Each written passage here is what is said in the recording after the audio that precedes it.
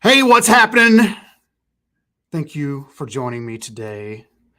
Some of you will hop on a little late, but anyway, it's still hot in Texas, just so you know, in case anybody was wondering. But we have a big update from the VA on the appraisal front. But before I get started on that, get out and support your Patriot Golf Days. It supports PGA Hope, which is a section of the PGA Tour that helps wounded veterans enjoy the game of golf, and it's a national program. So I know they have PGA Hope in your PGA section. So as an avid lifetime golfer and a huge proponent of the game, especially as it relates to helping veterans enjoy the game of golf, even with disabilities, it's pretty cool because PGA Hope actually will teach these instructors and send them through classes on how to deal with veterans with PTS or with disabilities and things like that. So, and help them enjoy the game of golf, whether it's amputees, guys with carts, everything, man. I've seen this change right here in the North Texas section of the PGA. So it's pretty cool to get to see that. And there's a lot of, if you're in North Texas, there's North Texas Warriors Golf Association, which is also a worthy cause. So get out there and support your PGA sections too. This money goes to good use. So anyway, today, we're going to talk about a huge update circular that came out from the VA, and I'm going to share my screen with you guys because I want you to see some of this. Share screen. I hope it works.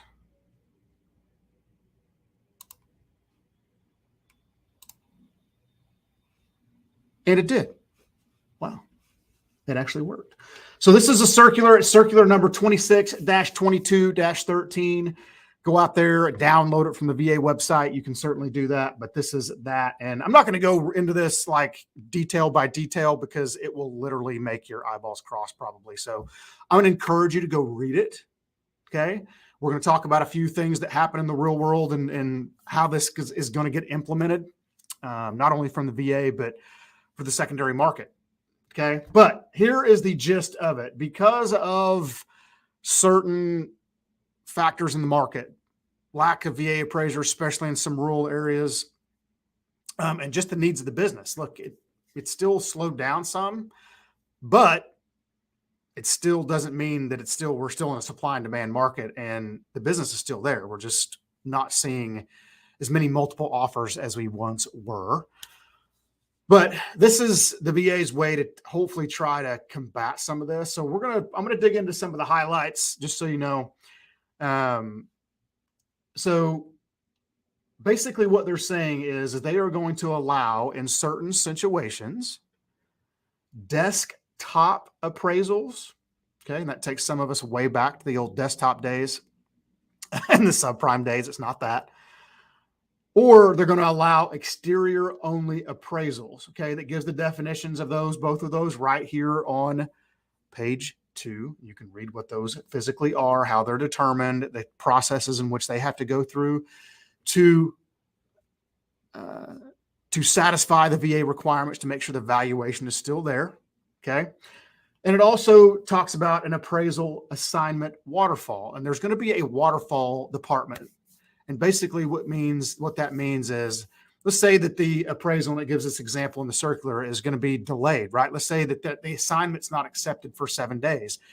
Well, the lender would contact the VA through this certain email address and about this waterfall, and they would look at and see if they could contact an appraiser to do an exterior only, or possibly do a desktop appraisal if it's warranted, right? Now, it's not allowed on manufactured homes, single family residence, so it's not a one size fits all model.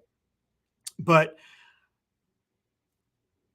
we can get some relief, if you will, with some of this stuff, with some of the wait times and things like that, especially in your rural areas, especially in these states, Montana, for example, where there might be 3 VA appraisers in the entire state. Okay. So it may not apply in Dallas, Texas. It may not apply in, San Diego, California, or Virginia Beach, or places like that are heavily populated with a lot of appraisers.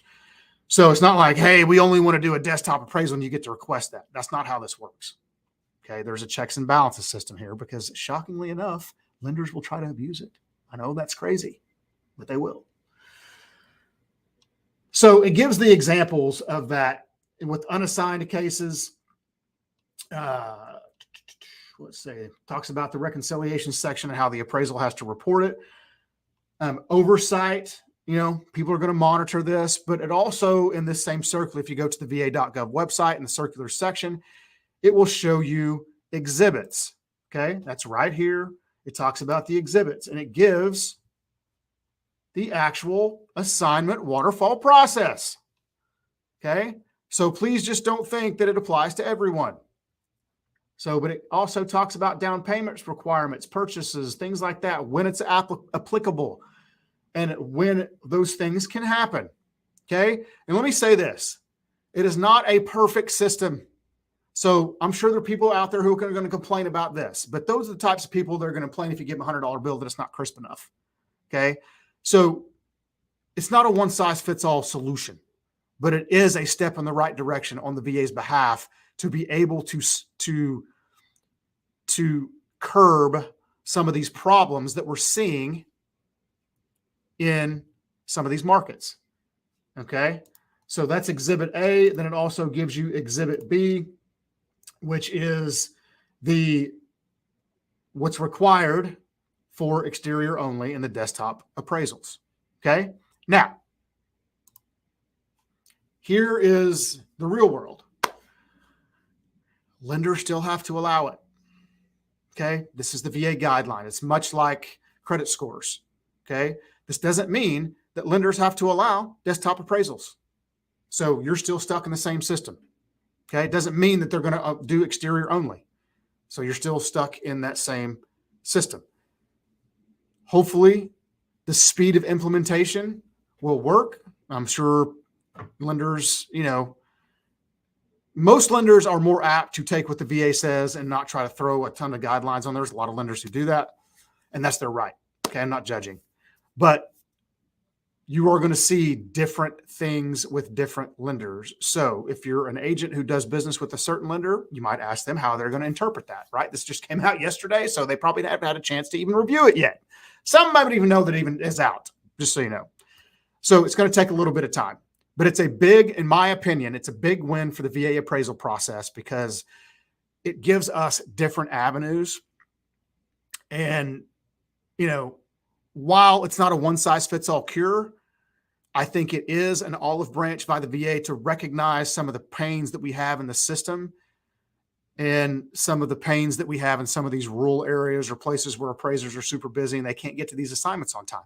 Now, I'm going to challenge the VA if somebody shares this with them that they need to start policing their own internal appraisers. I think that needs to be part B of this being part A, because there are some really bad appraisers out there. And I can think of one in Panama City, a couple in Oklahoma City, and a few in El Paso that need to retire.